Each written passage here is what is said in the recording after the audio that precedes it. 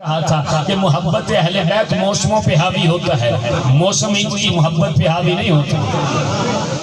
آپ جس طرح بھی بیٹھے ہیں، جس افراد میں بیٹھے ہیں، موسم کی فکر نہیں کرنی، میرے لفظوں کی طرف دیکھئے گا۔ حسن اور حسین جن کے بارے میں نبی نے یہ جملہ ارشاد فرمایا، الحسن والحسین سیدہ شباب اہل الجنہ، حسن اور حسین جنت کے جوانوں کے سردار ہیں، حسن اور حسین جنت کے جوانوں کے سردار ہیں۔ مقابلے میں حدیث بنائی گئی، فلاں فلاں جنت کے بوڑھوں کے سردار ہیں۔ توجہ کیجئے گا، میں ایک بات کر رہا ہوں، اب تاریخ میں جا کے نام پڑھ لیجئے گا، منبر پاک ہے، میں نام لکھا تو پیغمبر نے فرمایا الحسن والحسین سیدہ شباب اہل الجنہ، حسن اور حسین جنت کے جوانوں کے سردار ہیں۔ مقابلے میں حدیث بنائی گئی کہ فلاں فلاں جنت کے بوڑھوں کے سردار ہیں۔ یہ آل محمد کے ایک دیوانے تک آواز پہنچ گئی۔ بہلول تھا، مٹی کے گھر بنا کے جنت بیچ رہا تھا، جیسے بہلول کے کانوں تک آئی ہے، اپنے ہاتھ جھاڑے ہیں اور جھاڑ کے کہتے جب جنت میں بوڑھے نہیں جائیں گے، بوڑھوں کے سردار کہاں سے آ جائے گا؟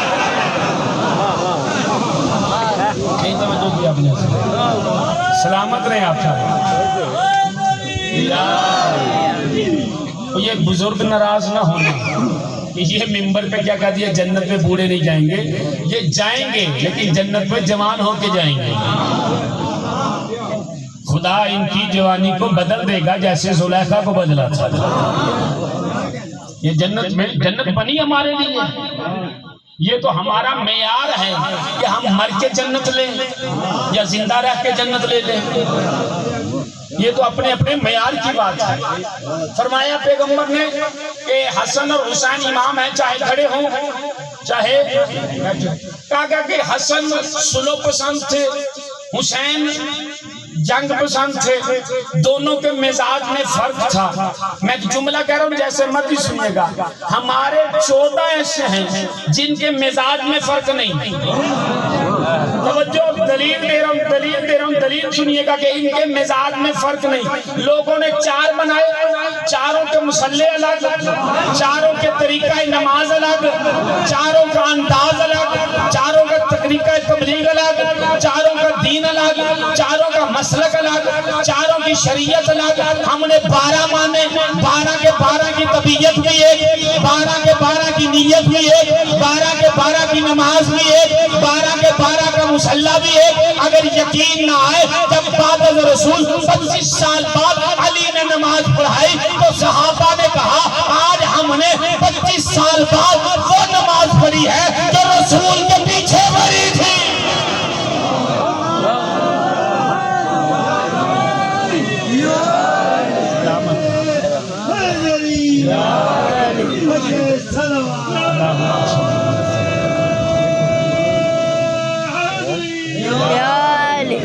آج ہم نے وہ نماز پڑھی ہے جو 25 سال پہلے رسول کے پیچھے پڑھی تھی۔ ان کی نماز بھی ایک، ان کا رکوع بھی ایک، ان کا قیام بھی ایک، ان کا سجدہ بھی ایک، طبیعت بھی ایک، معیار بھی ایک، رفتار بھی ایک، گفتار بھی ایک، خوشبو بھی ایک، ان کی خوشبو بھی ایک۔ اب میرے پاس وقت نہیں ورنہ میں تفصیلی گفتگو، یعنی حسن کے مزاج میں اور حسین کے مزاج میں فرق تھا۔ حسن سلو پسند تھے، حسن نے سلو کی، حسین جنگ پسند تھے، حسین نے جنگ کی۔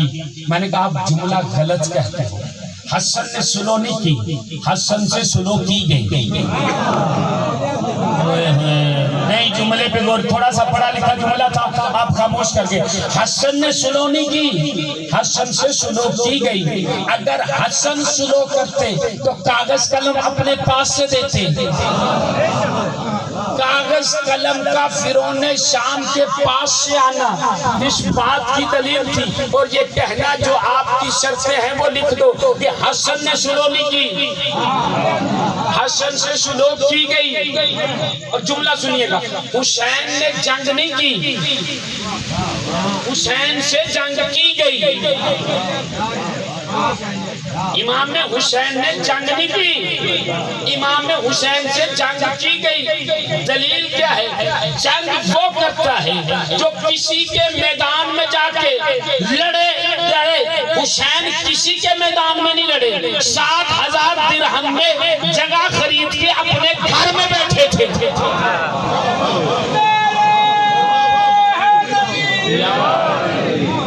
حسین نے جگہ خرید کے اپنے گھر میں بیٹھے تھے۔ حسین نے جنگ نہیں کی، حسین سے جنگ کی گئی۔ اب توجہ فرمائیے، ایک آیت اللہ گزرے ہیں، قبلہ تائید فرمائے، ایک آیت اللہ گزرے ہیں، علماء کا طلباء کا مجمع ہے، شاید اس سے خوبصورت میں جملہ آپ کی آگوش میں ڈال نہیں سکتا ہے۔ ایک آیت اللہ گزرے ہیں، وہ درس دے رہے تھے، عنوان تھا صلح امام حسن قیام امام حسین۔ ایک طالب علم کھڑا ہو کے کہتا ہے قبلہ آپ نے بڑا اچھا درس دیا، لیکن ہم تک ابھی بات کھلی نہیں۔ جب دونوں کا مقصد ایک تھا، ایک نے سلوک کی، ایک نے قیام کیا۔ یا طلاب کا مجمع ہے، اس بات پہ طلاب نہیں بولیں گے تو پھر کون بولے گا؟ مدرسے کا ماحول ہے، علماء کی موجودگی ہے۔ آیت اللہ نے کہا کہ حسن کی صلح اور قیام امام حسین، اس فلسفے پہ گفتگو کی، انہوں کا سمجھ نہیں آئی۔ امام حسن نے صلح کی، امام حسین نے قیام کیا۔ آیت اللہ کہتے ہیں کہ چاہے صلح ہو امام کی، چاہے قیام ہو امام کا، مقصد تحفظ دین ہے، مقصد تحفظ دین ہے، دین کو بچانا مقصد تھا۔ حسن نے جس انداز میں سلوک کی، وہاں پہ ماحول یہ تھا کہ سلوک کی جاتی۔ حسین نے جس ماحول میں قیام کیا، وہاں پہ ماحول یہ تھا کہ قیام کیا جاتا۔ آیت اللہ کہتے ہیں کہ اگر امام حسن کی جگہ پہ امام حسین ہوتے تو سلوک کرتے،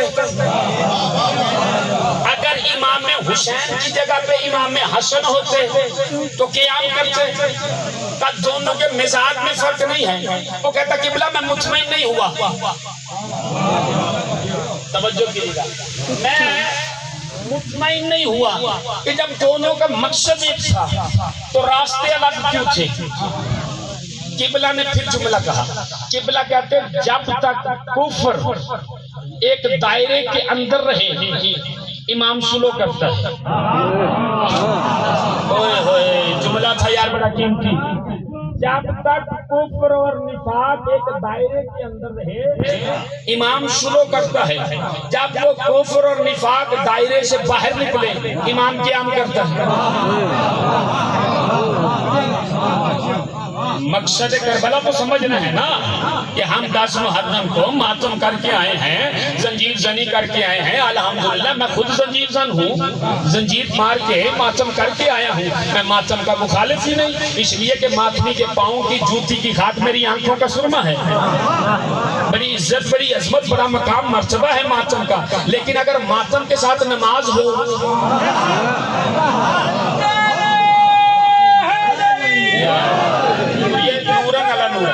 اللہم صلی اللہ محمد وسلم، تو یہ نورن علی نور ہے۔ اب آیت اللہ نے جو جملہ کہا ہے میں خود بڑا لطف لیتا ہوں اس پہ، میں آپ کے لیے پیش کر رہا ہوں۔ آیت اللہ کہتے ہیں جب تک کفر اور نفاق دائرے کے اندر رہے امام سلو کرتا ہے، جب وہ دائرے سے باہر نکلے امام قیام کرتا ہے۔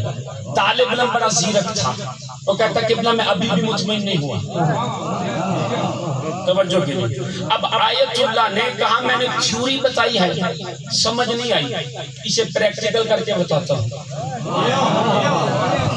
توجہ کیجیے گا عزیزو، اسے پریکٹیکل کر کے بتاتا ہوں۔ انہوں نے اپنے سر سے عمامہ اتارا، امامہ اتار کے اس بچے سے کہتے ہیں اسے کھول. اس بچے نے اس امامے کو کھولا. کھولنے کے بعد کہتے ہیں ہود میں لے جا اسے تر کر. اس نے امامے کو ہود میں تر کیا. تر کرنے کے بعد کہا اپنے ایک ساتھی کو بلا. اس نے اپنے کلاس فیلو اپنے روم میٹ کو بلایا جس سے بڑا قریب تھا. میرے قریب آیت اللہ کہتے ہیں ایک کونا تو پکڑ, ایک کونا تو پکڑ, امامے سے پانی میں چھوڑ. میں نتیجہ بڑا قیمتی آپ کی آگوش میں ڈال رہا ہوں. ایک نے ادھر سے پکڑا, ایک نے ادھر سے. جب کپڑا نچوڑا جاتا ہے تو ایک بال ادھر دیتا ہے, ایک بال ادھر دیتا ہے. دونوں نے امامے کے کپڑے کو پکڑا, ایک بال ادھر دے رہا ہے, ایک بال ادھر دے رہا ہے. آیت اللہ نے روکا, روک کے کہتے ہیں تو بال ادھر کیوں دے رہا ہے, تو بال ادھر کیوں دے رہا ہے. دونوں طلاب کہتے ہیں قبلہ بال ادھر ہو یا بال ادھر ہو, مقصد تو پانی نچوڑنا تھا. کہا یہی تو میں تمہیں سمجھا رہا ہوں, صلح ہو یا قیام حسین ہو, مقصد تو دین بچانا تھا نا.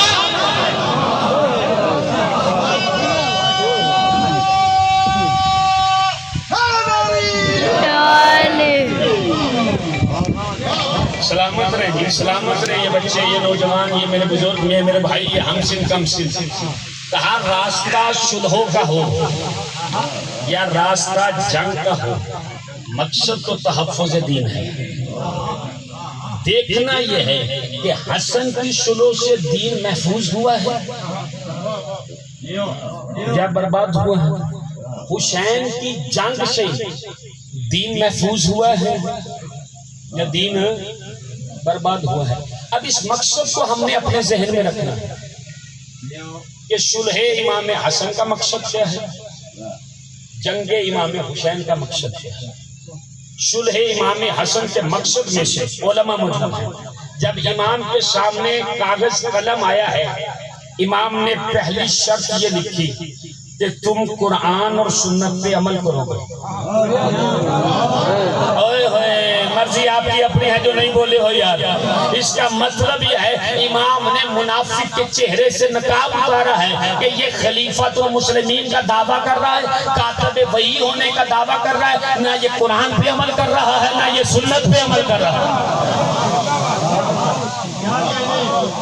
مبلغ دین, مبلغ قرآن وہی ہوگا جو قرآن اور سنت پہ عمل کرے. امام کی پہلی شرط. امام کی دوسری شرط, اپنے ممبروں سے میرے باپ کو گالی دینا بند کرو. نہیں توجہ کیا آپ نے عزیزوں. جائیے علماء کا مجمع جا کے دیکھیے کتابوں میں, علماء سے پوچھئے, اپنے بچوں کو علم اور علماء کے قریب کرو. کسی نے پوچھا مولا علم اور مال میں کیا فرق ہے؟ علی فرماتے ہیں مال کی تم حفاظت کرتے ہو, علم تمہاری حفاظت کرتا ہے. اپنے بچوں کو علم اور علماء کے نزدیک کرو. باتیں اس کا مطلب یہ ہے, تاریخ نے لکھا ہے 70 سال تک ممبروں پہ نعوذ باللہ نقل کفر نباشت خاکم بے دہن علی کو گالیاں دیتی ہیں. امام حسن کی صلح دیکھیے, امام نے پہلی شرط لکھی میرے باپ کو اپنے ممبروں سے گالی دینا بند کرو. اس کا مطلب یہ ہے یہ اپنے ممبروں پہ وصی رسول کو گالی دیتے تھے. تو جو اپنے ممبر پہ وصی رسول کو گالی دے, ہم اسے کیسے امام مانیں, ہم اسے کیسے خلیفہ مانیں, ہم اسے کیسے کاتب وحی مانیں. امام کے بہت سی شرطیں ہیں جو امام نے اس میں لکھی ہیں, 6 سے 7 شرطیں ہیں جو امام نے اپنے اس صلح نامے میں لکھی ہیں. لیکن بتانے کا مقصد کیا ہے کہ امام حسن کی صلحوں کا مقصد تھا تحفظ علی ولی اللہ, تحفظ علی ولی اللہ. قیام جنگ یعنی جو قیام امام حسین ہے اس کا مقصد کیا تھا؟ امام حسین علیہ السلام نے کربلا کے میدان میں ایک طویل خطبہ دیا, اور خطبہ دینے کے بعد امام نے ایک جملہ کہا, آپ کے حوالے چاہے جیسے مرضی سنیے گا. امام کہتے ہیں میری باتوں کا تم پہ اثر اس لیے نہیں ہو رہا کہ تمہارے شکم حرام سے بھرے ہیں. نہیں توجہ کیا, تمہارے شکم حرام سے بنے ہیں. 5 کے امام فرماتے ہیں جس شکم میں حرام کا لقمہ جائے اس دماغ میں علی نہیں آتا. میرے عزیز، میرے دوست، میرے بھائی، ہمیشہ اپنی اولاد کو حلال لقمہ کھلانا ہے، خود حلال لقمہ کھانا ہے تاکہ فضائل اہل بیت ہمارے اندر جا سکے. امام نے کیا جملہ فرمایا کہ تم پہ میری باتوں کا اثر اس لیے نہیں ہو رہا، تمہارے شکم حرام سے بھرے ہوئے ہیں. اب امام کا ایک جملہ سنیے. امام فرماتے ہیں تم مجھے کیوں قتل کرنا چاہتے ہو؟ فوج اشقیاء میں سے ایک آواز آئی، بغض کا لابی، تیرے باپ کے بغض میں. نہیں توجہ کیا آپ نے عزیزو. صلح حسن کا قیام تھا تحفظ علی ولی اللہ، اور قیام میں امام حسین کا مقصد تھا تحفظ علی ولی اللہ، کہ علی ولی اللہ کو بچایا جائے. اور جائیے تاریخ اٹھائیے، جب دربار میں نبی کی بیٹی گئی ہے تو کس مقصد سے؟ کھجورے مانگنے، درخت مانگنے نہیں، نبی کی بیٹی زمانے کو بتانے گئی تھی میں تحفظ ولایت علی کے لیے نکلی.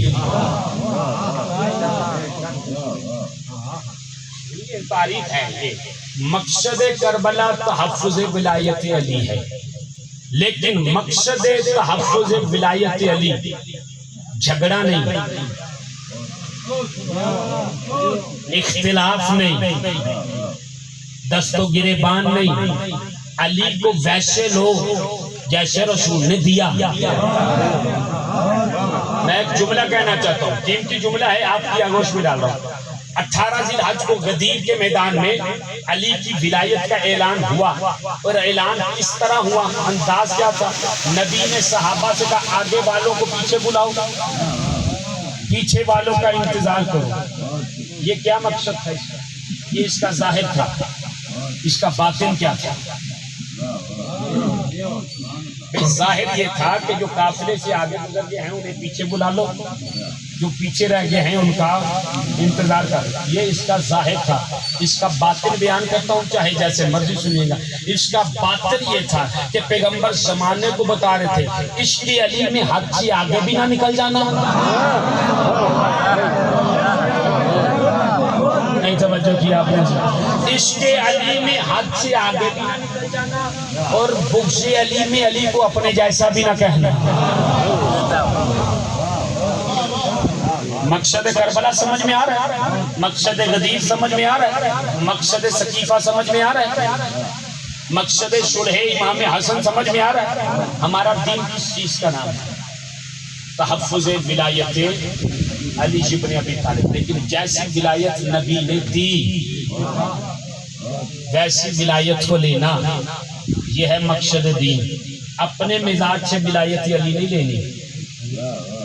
یہ جملہ داد والا تھا جس پہ آپ خاموش ہو گئے. ہمارے مذہب کا معمہ اور نقصان پتہ کیا ہے؟ ہم ولایت علی کو اپنے مزاج سے لے رہے ہیں. ہمیں اپنے مزاج سے علی کی ولایت نہیں لینی، بلکہ علی کے مزاج سے علی کی ولایت لینی ہے. اب آپ دیکھیے ہمارے پاکستان میں ہو کیا رہا ہے. ابھی آپ کی یہ سندھ کی دھرتی میں کلندر کا عرس گزرا ہے، تو کلندر کے عرس میں ایک خاص قسم کا ٹولہ تھا جس نے خاص قسم کا لباس پہنا تھا، خاص قسم کے ان کی وہ ٹوپیاں وغیرہ تھی. تو وہ کلندر کے روزے پہ ایک نعرہ لگا رہے تھے، علی اللہ علی اللہ. یہ شیعت نہیں،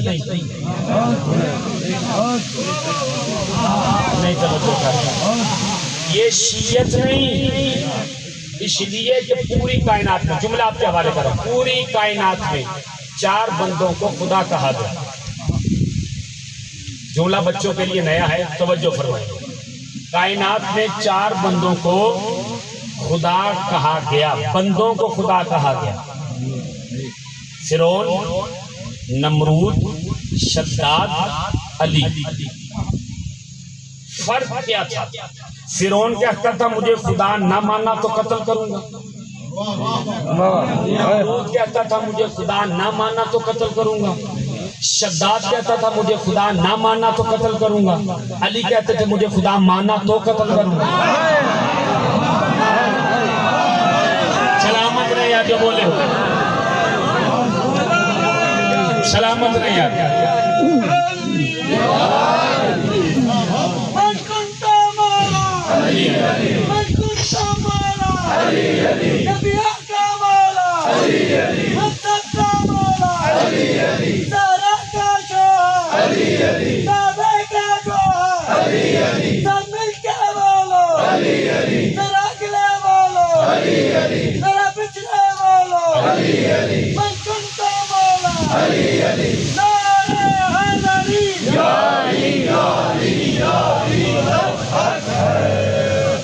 سمجھیے اگر جرت ہے علی کی تلوار کا سامنا کرنے کی